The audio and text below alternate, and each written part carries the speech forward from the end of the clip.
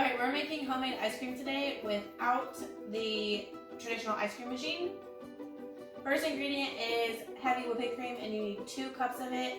And then you can use a stand mixer like this one, or if you have the electric hand mixer, those work too. Anything, but if you hand whisk it, it'll take forever. You can't, it'll just take a long time. Just 2 cups. Okay, now you want to mix it until it becomes a stiff peak. So that's gonna take a few minutes. It'll take a little bit of time. It'll look like nothing is happening for a while, and then it'll happen very quickly. You don't want to over mix it. You just want to, we'll show you.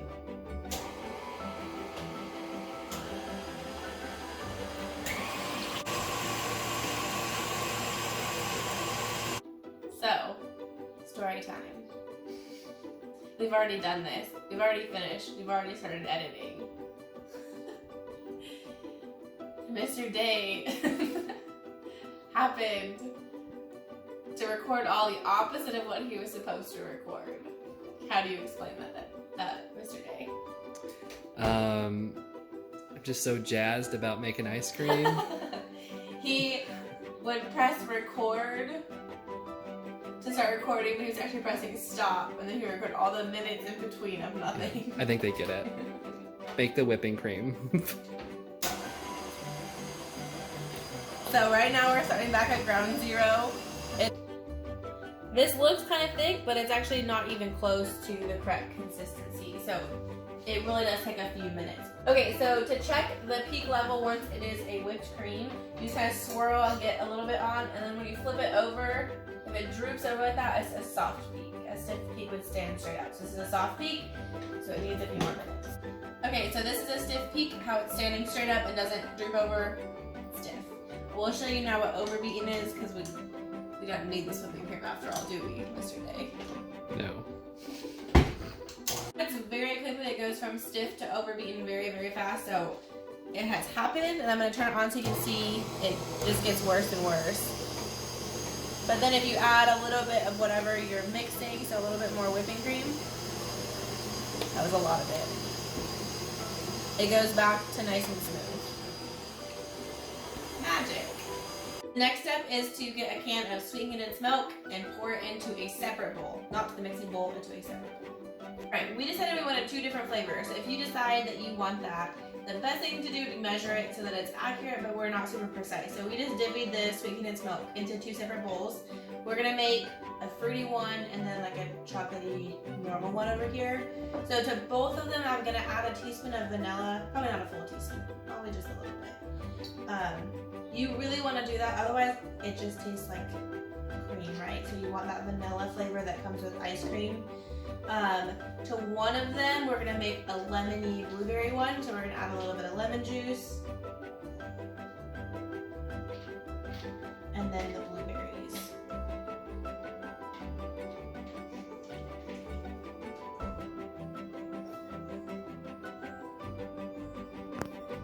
Just mix that up for you.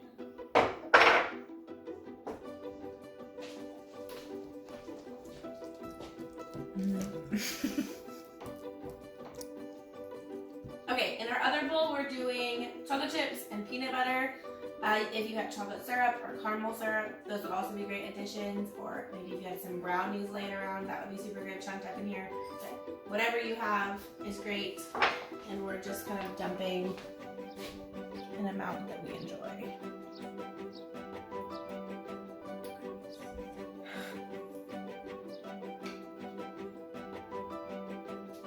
Mr. Day wants me to inform you that this is almond butter, not peanut butter. So they don't think we have wacky peanut butter in this house. Okay, so now you're whipping your whipped cream into these things. Did I say whipping it in? You said watch me whip, watch me nay nay. I would never say that. I'm folding it in. So that just means really gently mixing it in. So we're gonna do our best with that. Okay, so since we have half or 2 flavors, I'm just trying to estimate here. It's a great sound.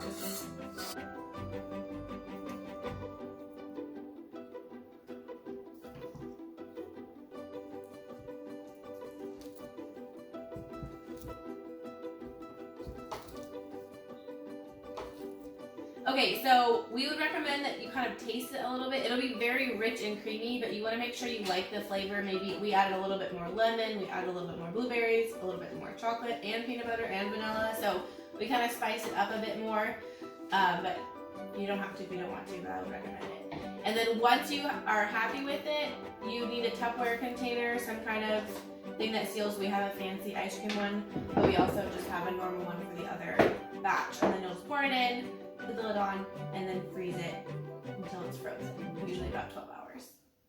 And that's how you make ice cream.